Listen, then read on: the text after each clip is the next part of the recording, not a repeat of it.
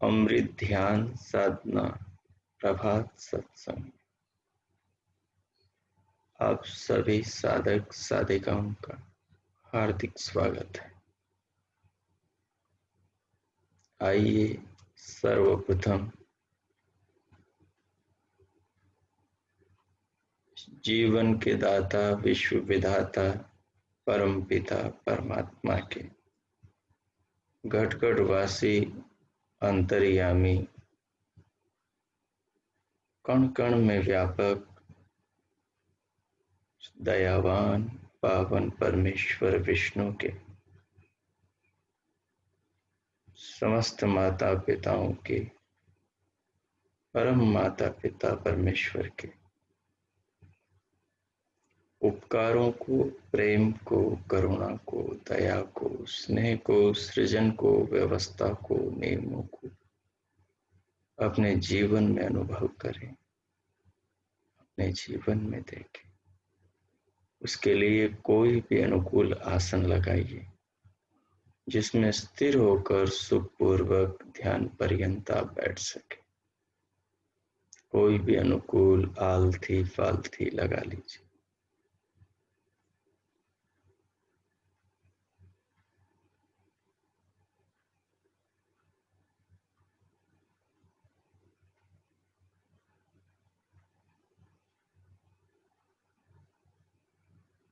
आसन लगाकर कमर, पीठ और गर्दन को सीधा कर लीजिए, परंतु सहज रखिए। रीढ़ को, मेरुदंड को सहज रखिए। दोनों हाथों की हथेलियों को गोद में बाईं के ऊपर दाईं को रख लीजिए।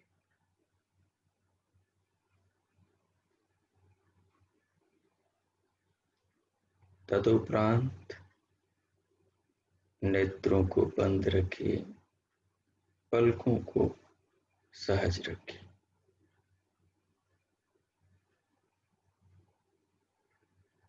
उसके बाद अपने ध्यान को अर्थात अपने मन को दोनों कानों के भीतर आकाश में ले जाइए।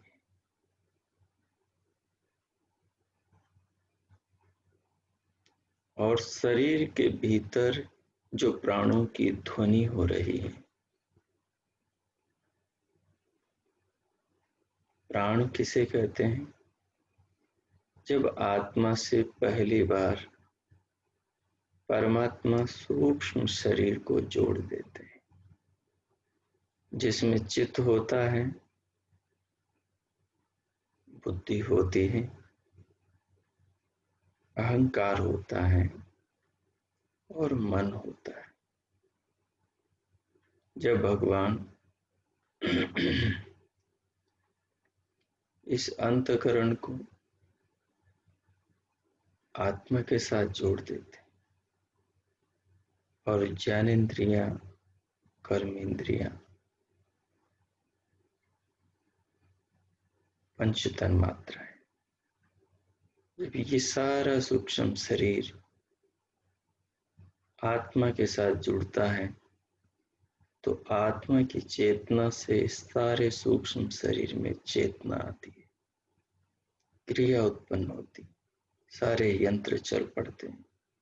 जैसे घड़ी के सेल से घड़ी के अंदर के सारे पुर्जे, सारी मशीनें, सारी सुइयां दौड़ने लगती हैं, भागने लगती, सारी गरारियों में गति आ जाती।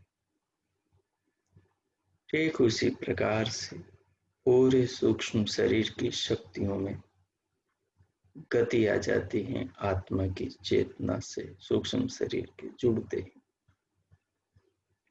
ये जो गति आती है, ये जो क्रिया उत्पन्न होती है, ये जो आत्मा की चेतना सबको चेतित कर देती है, इसी का नाम सूक्ष्म प्राण है।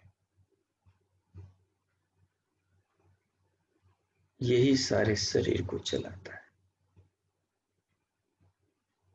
और यही सूक्ष्म प्राण जब सूक्ष्म शरीर स्थूल शरीर में विधाता की व्यवस्था से माता पिता के माध्यम से चला जाता है, जुड़ जाता है, तो फिर स्थूल शरीर के अंदर भी बाहर से श्वास भीतर आने लगती है। भीतर आए प्राण को 5 भागों में भीतर विधाता की व्यवस्था बांट देती। प्राण से अपान की ज्योति जलती है, अपान से समान उदान और व्यान की ज्योत चलती है, उनसे फिर नाग कूर्म कृकल देवदत्त और धनंजय, सारे प्राण उपान सब सारे शरीर के अंदर की सारी कार्य प्रणाली को संभालते हैं, सारे पुर्जों को अपने अपने काम में लगाते। तो सूक्ष्म प्राण से और स्थूल प्राण से जो बाहर से भीतर आ रहा है, जो कई विभागों में बंटकर शरीर के सारे पुर्जों को गति दे रहा है, इनकी जो अंदर की ध्वनि होती, वो प्राणों की ध्वनि ही आपको कानों से सुनाई देती।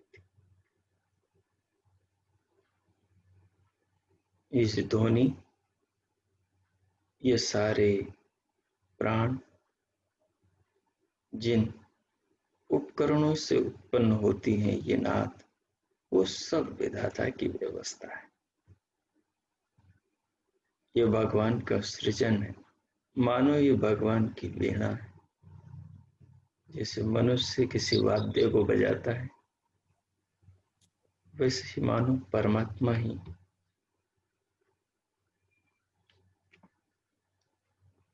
शरीर के अंदर एक मधुर तान छेड़ रहे। इसे सुनते सुनते शरीर आसन स्थिर हो जाता है।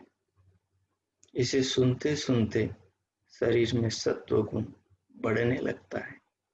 इसे सुनते सुनते देह सुखात्मक होने लगती है और इसे सुनते सुनते शरीर का तमोगुण और रजोगुण शांत होने लगता है।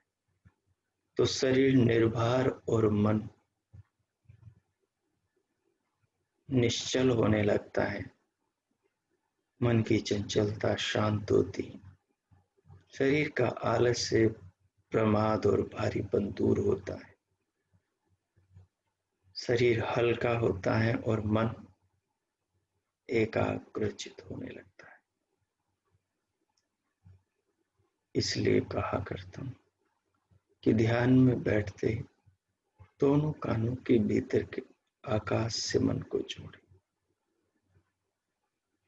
मन की गति इतनी तीव्र है, प्रकाश से भी अधिक तीव्र है। तो हमें ये घबराने की जरूरत नहीं कि हम सोचें मन को कान में लगाएंगे तो मन दूसरी जगह का काम कैसे करेगा, क्योंकि मन तो एक समय में एक ही काम करता है। परंतु मन की गति अति तीव्र होने से वो बारी बारी से भी इतना तीव्रता से काम करता है कि हमें पता ही नहीं लगता कि वो बारी बारी से कर रहा है या एक ही समय सारे काम कर रहा है। जब बहुत एक ही जगह हम लंबे समय तक मन को टिकाएं, फिर दूसरी जगह ले जाएं, तो हमें समझ में आता है। लेकिन जब वो अति शीघ्र काम करे तो ऐसा ही लगता है कि एक ही साथ कर रहा है।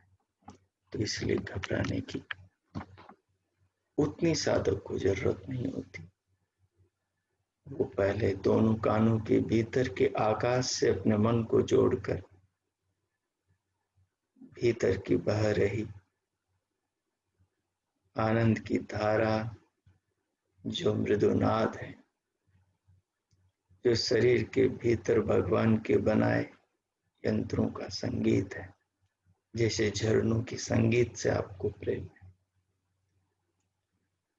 सरिताओं के कल कल छल छल से आपको आनंद होता है, सागर की लहरों के संगीत से मनुष्य को आनंद मिलता है। वैसे ही कोयल की कूक से, मयूर के पिकाक से, गो के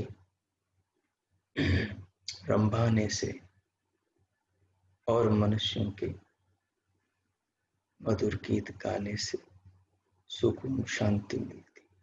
वैसे ये शरीर के भीतर की नाद है, मानो भगवान ही वीणा बजा रहे हैं, उसी से ये नाद प्रकट हो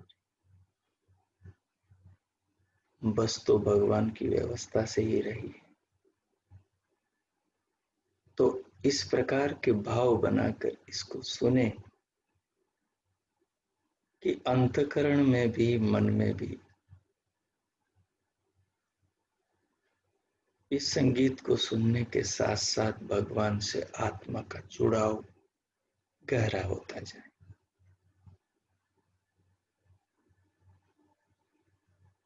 तो इसके बारे में ये बात अब आगे पूरी देह को ये नाद सुनते हुए अनुभव करें।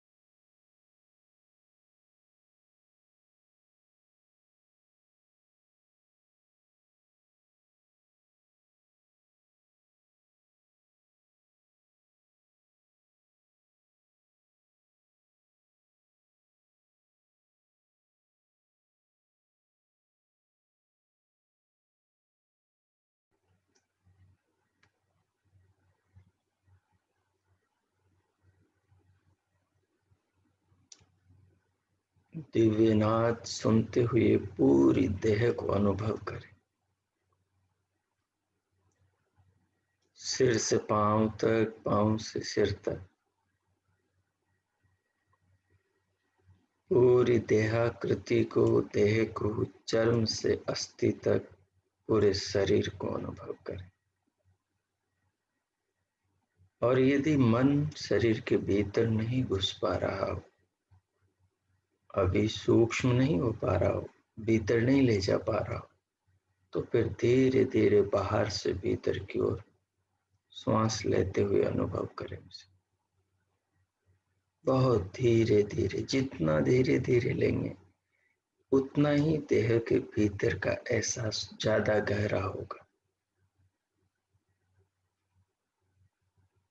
तो श्वास को लंबा, गहरा, लयबद्ध, मह्यम, पतला, तैल धारवत करते हुए महसूस करें। उसको अनुभव करने में ही डुबो दे स्वयं को। और अनुभव करते हुए, श्वास को अनुभव करते करते अंदर पूरे शरीर को अनुभव करना शुरू करें। श्वास चूंकि भीतर जाएगी, दोनों नथुनों से होकर, श्वास नली से होकर फेफड़ों और पूरे शरीर में, तो इसी के साथ साथ अपने अनुभव को अपने देह के भीतर फैला दें, तो भीतर का भी अनुभव होगा। इसे कुछ 2 मिनट तक आप लोग करें। धीरे धीरे श्वास लें, फिर प्रश्वास को निकालते हुए भी अनुभव करें और इसे अनुभव करें।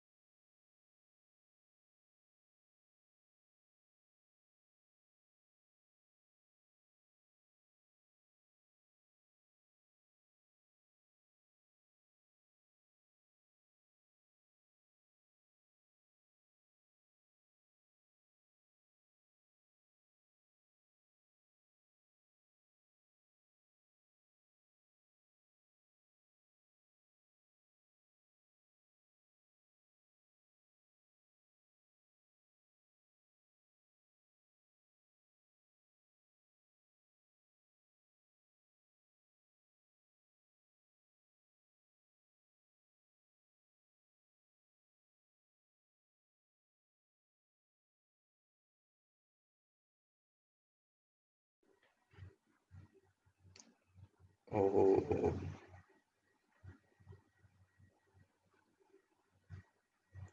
इस प्रकार मन को और एकाग्रचित करके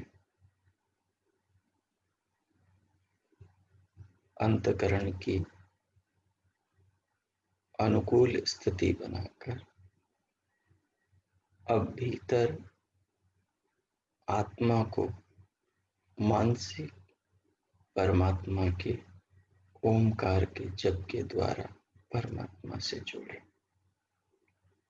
भगवान के ओम नाम के मानसिक जप के द्वारा और उसकी भावना के द्वारा अपनी आत्मा को परमात्मा से जोड़े, अर्थात स्वयं को भगवान के भावों में आप्लावित विभोर कर दे।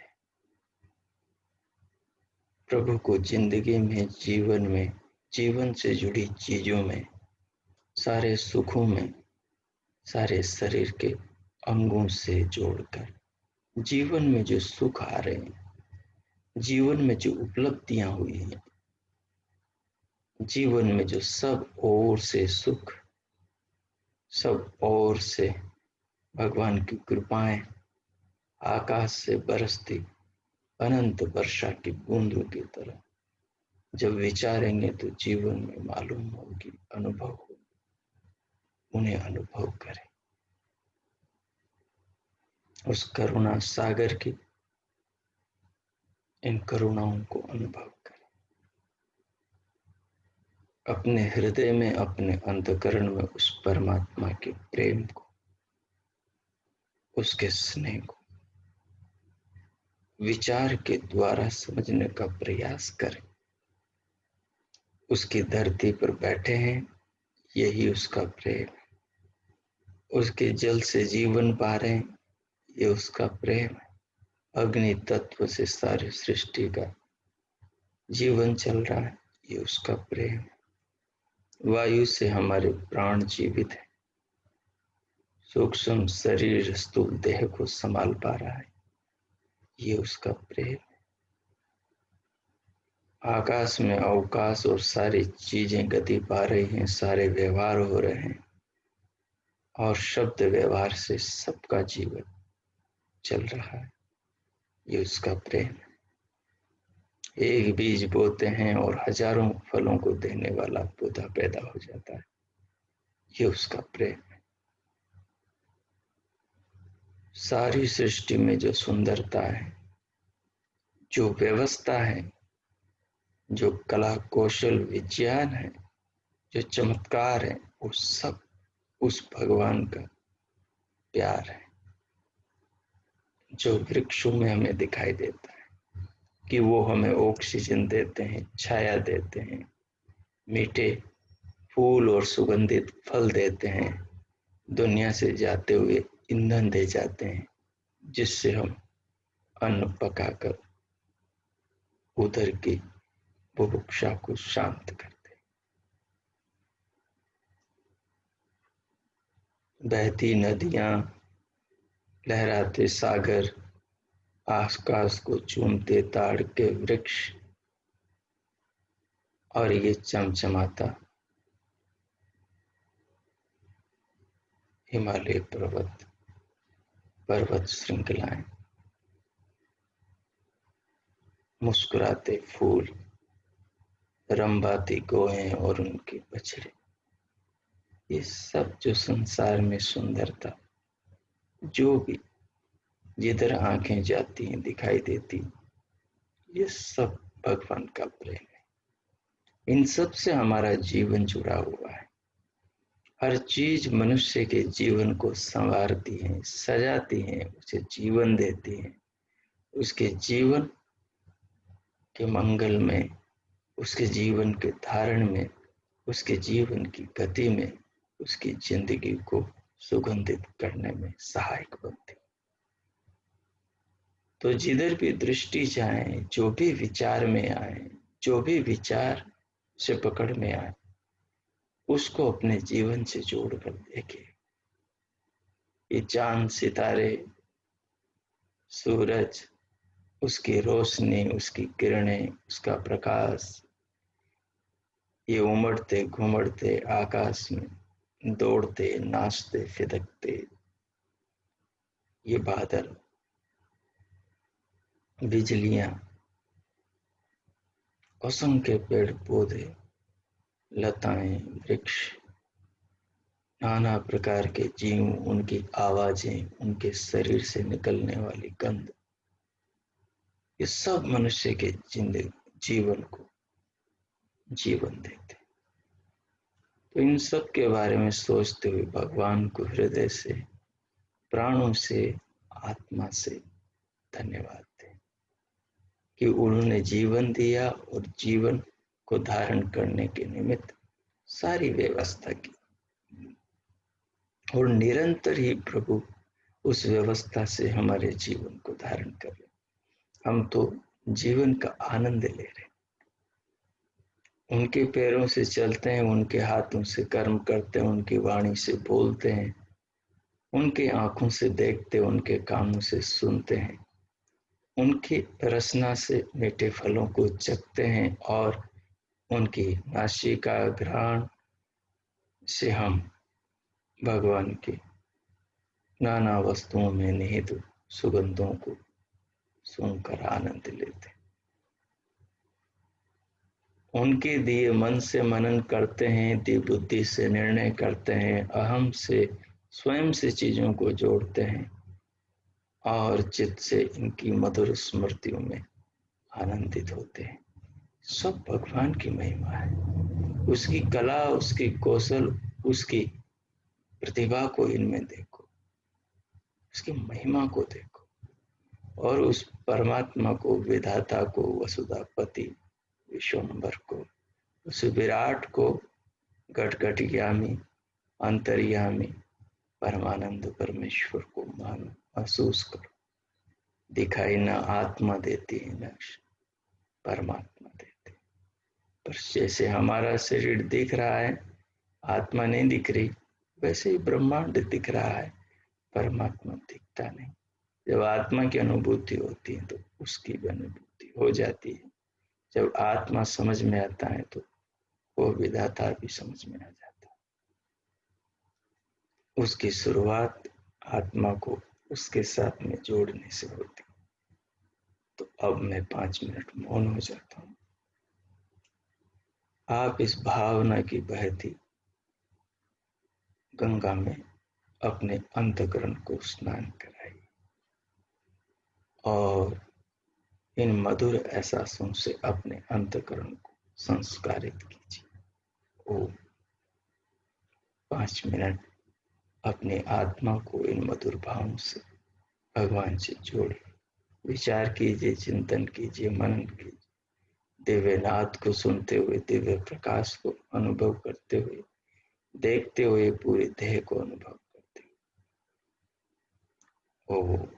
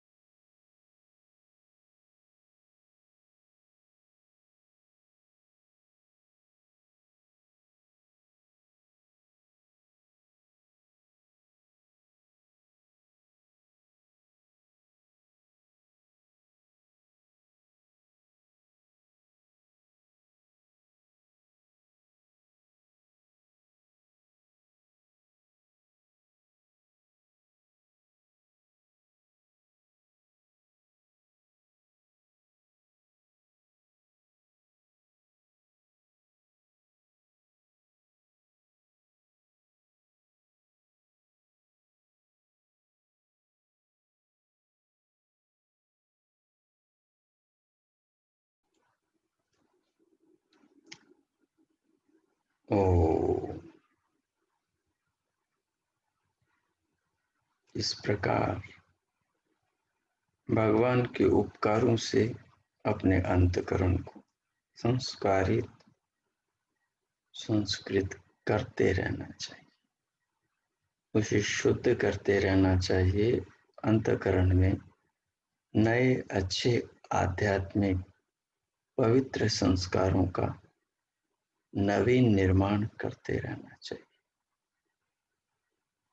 ये संस्कार ज्यों ज्यों बढ़ेंगे त्यों त्यों इन संस्कारों का पलड़ा भारी होगा, और जो जन्म जन्मांतरों के बुरे संस्कार हैं उन संस्कारों का पलड़ा हल्का होगा। जब इनका सामर्थ्य बढ़ेगा तो उनका सामर्थ्य घटेगा।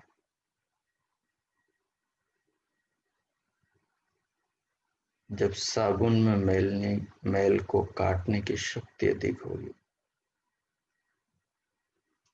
तो मैल जल्दी से समाप्त होगा।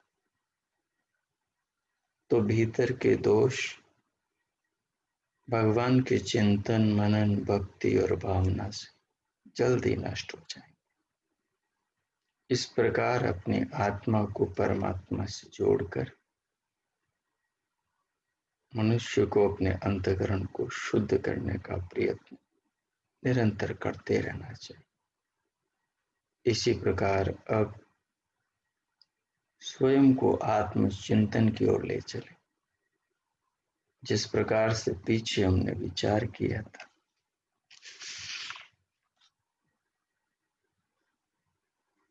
कि मनुष्य की आत्मा का, हमारी आत्मा का जो मूल स्वरूप है वो अमर्त्य है, वो मरती नहीं। क्योंकि मरता वो है जो पैदा होता है, जो बनता है वो बिगड़ता है, जिसका निर्माण होता है उसका विनाश होता है। शरीर का निर्माण करते हैं भगवान, तो शरीर का एक समय पर विनाश हो जाता है। आत्मा का निर्माण न भगवान करते हैं, न हम करते हैं, न ही कोई और। तो जिसका निर्माण कोई नहीं करता वो सदा रहता है, वो शाश्वत है, वो सनातन है। आत्मा भी शाश्वत और सनातन है, परमात्मा भी सनातन शाश्वत और मूल प्रकृति भी परिणामी होने के साथ साथ भी नित्य है, वो भी सदा रहती। परिणमन उसका स्वभाव है, परंतु उसकी जो सत्ता, उसका जो अस्तित्व है वो सदैव बरकरार किसी न किसी रूप में रहता है।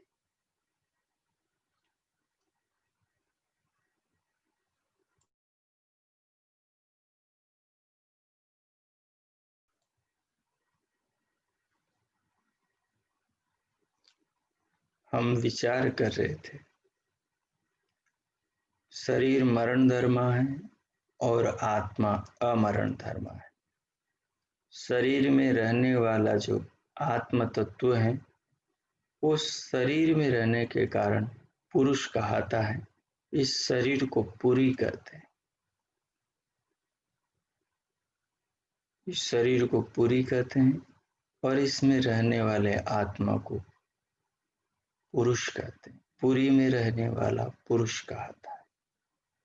ब्रह्मांड पुरी में रहने से परमात्मा पुरुष कहता है और मनुष्य की देह पिंड में रहने से जीवात्मा पुरुष कहता है।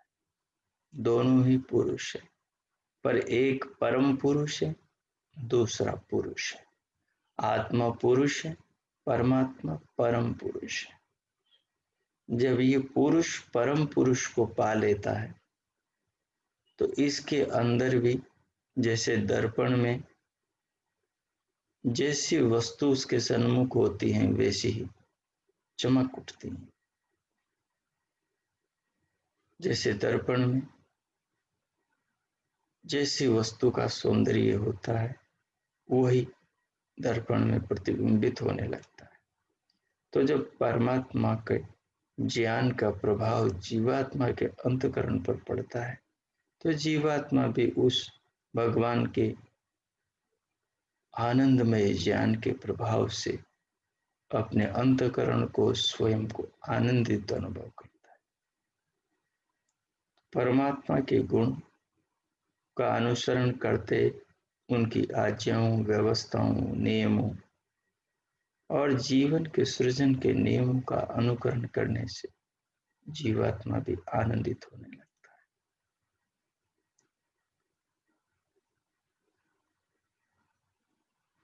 और फिर हमने विचार किया था कि शरीर में रहने वाले इस पुरुष को, इस अमर तत्व को आत्मा कहा जाता है। भगवान ने स्वयं को जानने की अभिलाषा में बैठे समाधि के अंदर यजुर्वेद के ऋषि महर्षि वायु को उपदेश दिया और उनके मुंह से निकलवाया और सारी जगती को संदेश दिया कि शरीर में वो जो तत्व है जो सारे शरीर को धारण करता है, उसका नाम आत्मा भी है। वो अमर्त्य हैं, वो पुरुष हैं और वो आत्मा है। शरीर में हर किसी की आत्मा पुरुष है, चाहे वो स्त्री की हो, चाहे वो पुरुष की हो, चाहे वो पशु की हो, चाहे वो पशुओं में नरमादा, पक्षियों में नरमादा या किसी में भी।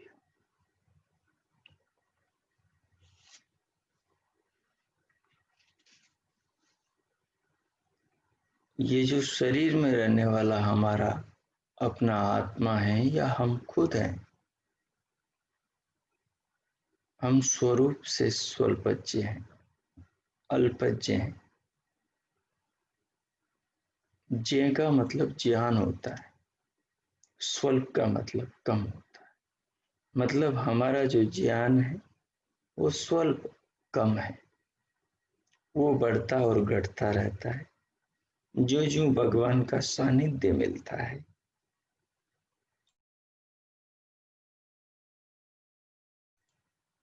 त्यों त्यों ये ज्ञान बढ़ने लगता है और ज्यों ज्यों भगवान का सानिध्य छूटता है, हमारे ज्ञान के कारण, वृत्ति सारूप्य के कारण मन में नाना प्रकार के भागवत चिंतन के विरुद्ध दुर्विचारों के उत्पन्न होने के कारण तो दूरियां बढ़ जाती हैं। और जब सद्गुण और भगवान का चिंतन होने लगता है तो प्रभु से नजदीकियां बढ़ जाती। तो ज्यों ज्यों भगवान के दिए उपदेश वेद के और उसके अनुसरण करता और उसको लोक में प्रसिद्ध करता, ऋषि मुनिवरों के शास्त्रों के द्वारा उनके चिंतन से जुड़ने पर मनुष्य का ज्ञान भी बढ़ता जाता है। और बढ़ते बढ़ते जितने ज्ञान को इसको जरूरत है परमानंद को पाने की, वहां तक इसका ज्ञान बढ़ जाता है। भगवान वेदव्यास कहते हैं, भगवान वेदव्यास पातंजल मुनि के योग सूत्रों की व्याख्या करते हुए कहते हैं कि योगी का ज्ञान इतना बढ़ जाता है मानो विशाल आकाश में एक जुगनू चमके तो जानने लायक मानो उस जुगनू की चमक के बराबर ज्ञान बच जाता है। बाकी सृष्टि के सारे ज्ञान को परमात्मा के संसर्ग से, परमात्मा के द्वारा समाधि में जीवात्मा जान लेता है और मोक्षानंद को प्राप्त हो जाता है। तो भगवान का ज्यों ज्यों सानिध्य बढ़ता है, ज्यों ज्यों भगवान की से निकटता जीवात्मा की बढ़ती, त्यों त्यों ज्ञान का प्रभाव भीतर तीव्र होने लगता है। वैसे जीवात्मा, वैसे आत्मा, वैसे ही अमर्त्य आत्मा अल्पज्य है और ये भोगता है।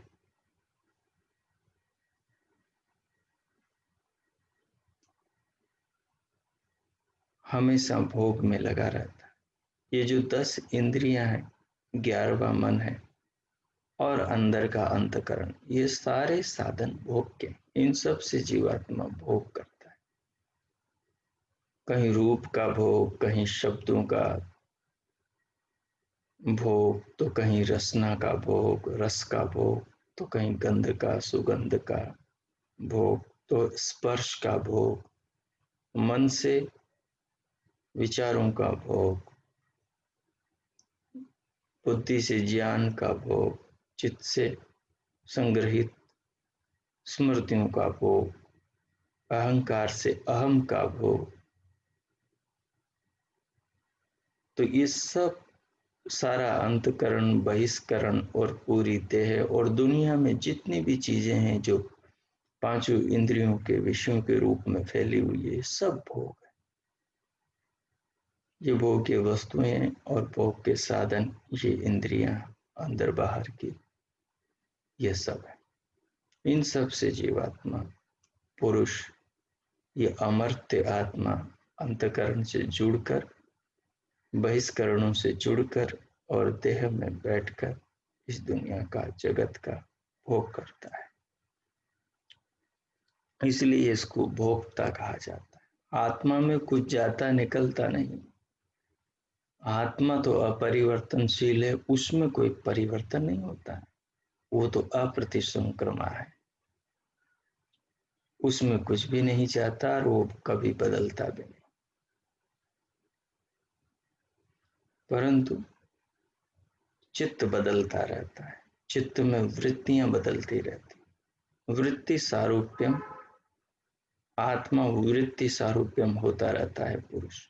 जैसी वृत्तियां, उनके अनुसार स्वयं को समझता रहता है। पत्नी आई तो पति, पति आया तो पत्नी, बेटा आया तो माँ या पिता, सास आई तो बहू, ससुर आया तो बहू,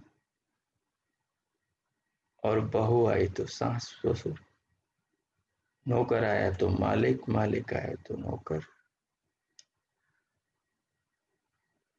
इस प्रकार से आदमी अपने आप को नाना रूपों में, नाना अहम में अनुभव करता रहता है।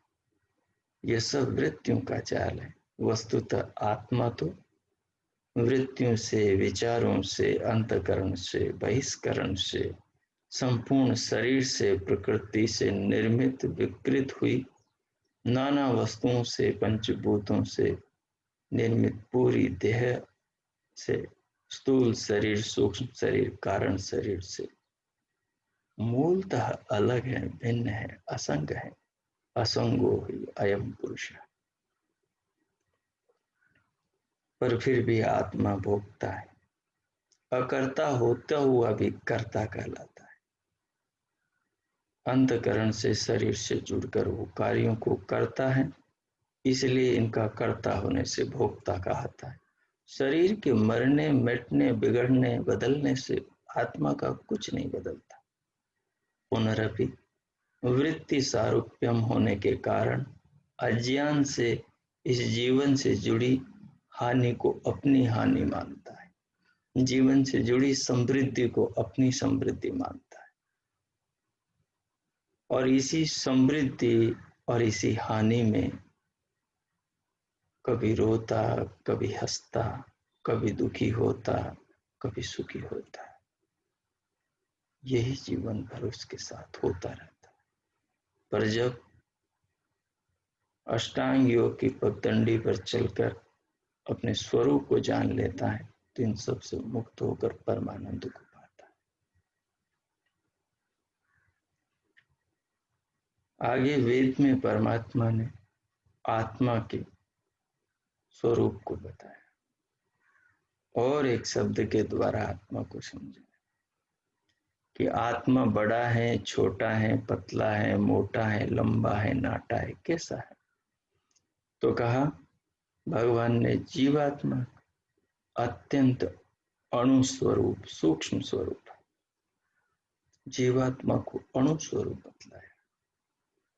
यहाँ अणु का मतलब प्रकृति का, मिट्टी का, कण के समान आकार वाला नहीं कि हम समझ लें जैसे मिट्टी का ढेले का कण होता है, आटे का कण होता है, ऐसा आत्मा होगा, चीनी का कण होता है। इसको और सूक्ष्म कर लो, जैसे कहा है भगवान ने। आत्मा के बारे में कहा है, बालात एकम अणियस्कम, मतलब जो सिर का बाल है उसके 100 टुकड़े करो, 100 टुकड़ों में से एक टुकड़े को उठाकर और उसके 100 टुकड़े करो। फिर जो हुए 100 टुकड़े हैं उनमें से एक टुकड़े को उठाओ, उसको देखो, परखो, जांचो, मानो आत्मा इस प्रकार का है। ये उदाहरण स्थूल है, क्योंकि सूक्ष्म वस्तु को समझाने के लिए स्थूल का ही उदाहरण दिया जाता है। सूक्ष्म को समझाने के लिए सूक्ष्म का उदाहरण नहीं दिया जा सकता, क्योंकि सूक्ष्म तो दिखाई ही नहीं देता। जो अदृश्य है वो दृश्य नहीं, उसको अदृश्य को समझाने के लिए दृश्य का उदाहरण दिया जाता है, और अदृश्य से अदृश्य को समझाने के लिए अदृश्य का उदाहरण दिया जाता है। अदृश्य जब समझ में आ जाता है तो फिर दूसरा अदृश्य समझ में आ सकता है। एक चेतन समझ में आएगा, दूसरा चेतन समझ में आ सकता है, लेकिन जब पहला चेतन ही समझ में नहीं आया तो दूसरे को समझना तो नामुमकिन है। तो जड़ से चेतन को समझाया जा रहा है। पहले ही कह दिया, आत्मा निराकार है, आकार से रहित है, वो दिखता नहीं है। तो जो नहीं दिख सकता वो बाल के 100 टुकड़े, उनमें से एक टुकड़े की भी 100 टुकड़े उनमें से एक टुकड़े के बराबर है। जो दिख नहीं सकता वो मतलब है, जो दिख नहीं सकता उसे पकड़ा तो नहीं जा सकता। फिर टुकड़े के बराबर है, ये कहने का मतलब क्या है?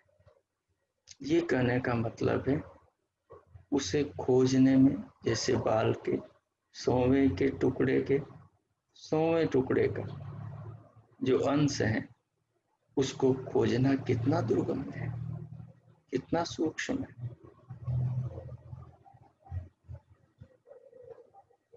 कितना दुर्विच्य कार्य है। तो वैसे ही आत्मा इतना सूक्ष्म है कि उसे इस शरीर रूपी जंगल में समझना इतना ही जटिल है जितना एक बाल के 100वें टुकड़े और उसके 100वें टुकड़े को खोजना आजू बाजू मुश्किल है, उसे पकड़ कर देखना मुश्किल है। ऐसे ही आत्मा को देखना नहीं, आत्मा तो जाना जाता है, देखना तो एक अलग चीज है।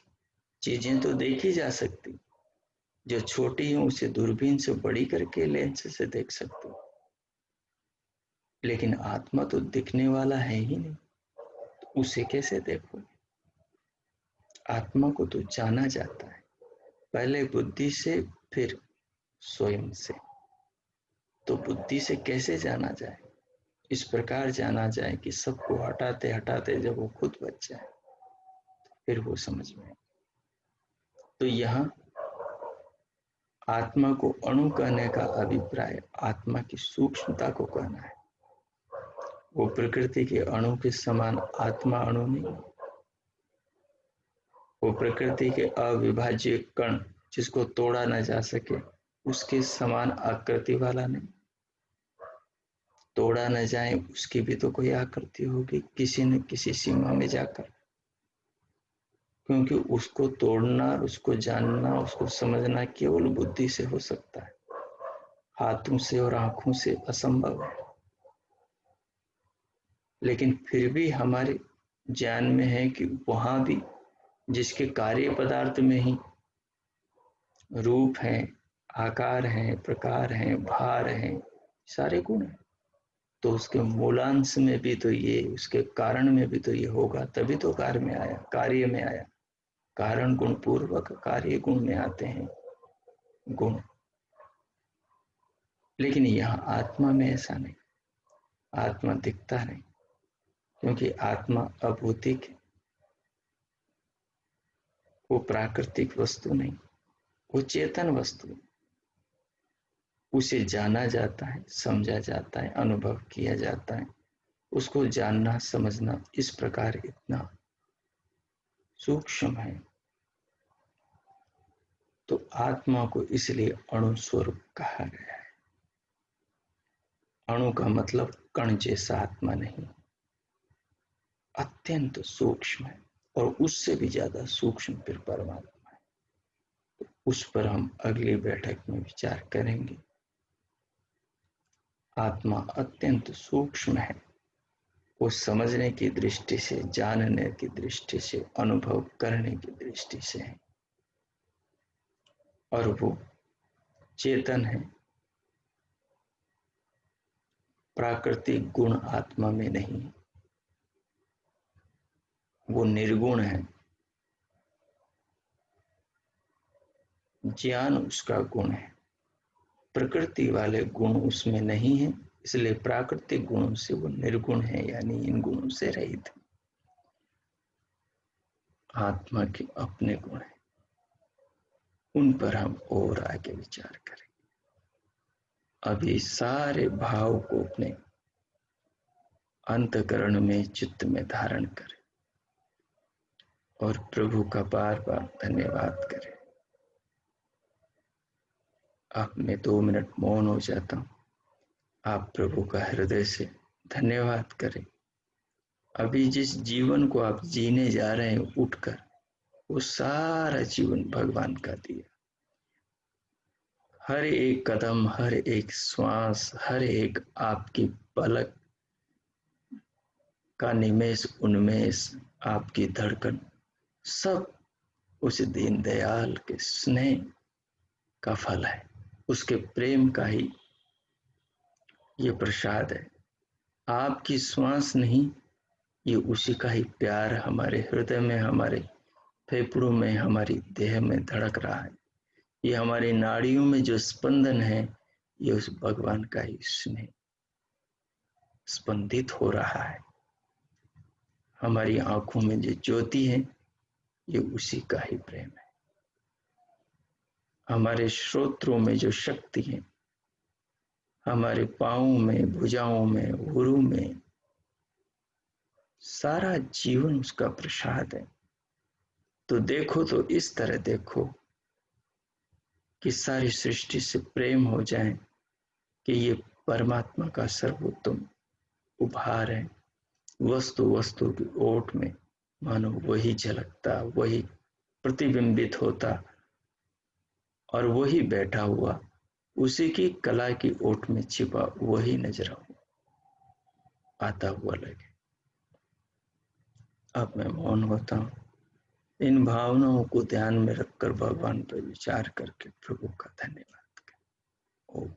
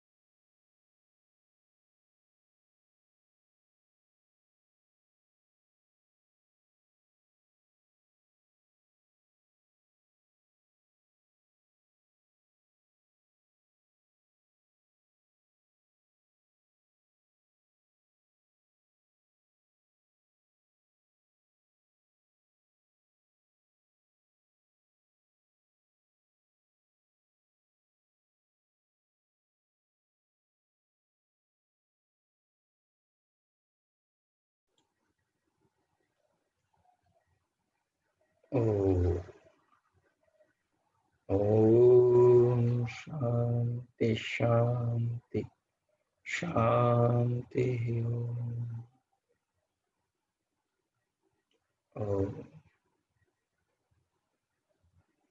अब भीतर से धीरे धीरे स्वयं को बाहर लाएं, अपनी अंतर जागरूकता को देह के अंदर से बाहर अंग प्रत्यंगों पर फैलाएं और दोनों हाथों की उंगलियों में सूक्ष्म गति करें, हलचल। फिर दोनों हथेलियों को उठाकर परस्पर घर्षण करते हुए उष्ण हथेलियों से पूरे मुखमंडल का स्पर्श करें। तदुपरांत दोनों हथेलियों उंगलियों से स्पर्श का अनुभव करते हुए उंगलियों के मध्य से पलकें खोलते हुए भीतर से बाहर आ जाए। इस भाव के साथ, इस अनुभव के साथ, उसकी स्मृति के साथ। और बहुत अच्छा, सभी को नमस्ते। आप सबका दिन शुभ हो, मंगलमय हो। परमात्मा सबका मंगल करे। इति ओम। सभी को नमस्ते।